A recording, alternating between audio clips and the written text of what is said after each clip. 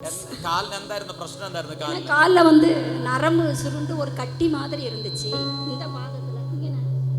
அப்போ என்னோட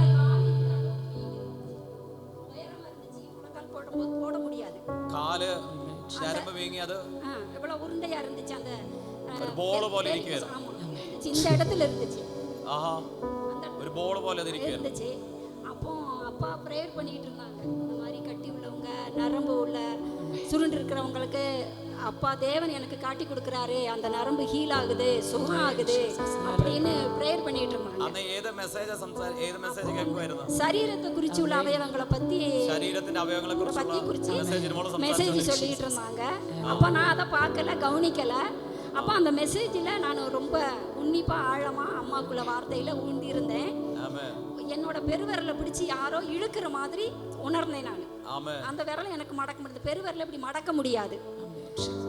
ப்ரேயர் எல்லாம் முடிஞ்சு கழிஞ்ச உடனே அப்பாட்ட பிளெஸ்ஸிங் வாங்குறதுக்காக கிட்டத்தில் போனேன். எப்போவுமே அவர் பிளெஸ்ஸிங் கை தலை மேலே வச்சும்போது நான் தலையை இப்படி குனிஞ்சுக்கிருவேன். அப்போ தான் என் காலை பார்த்தேன், அந்த கட்டி எங்கே போச்சுன்னே தெரியல.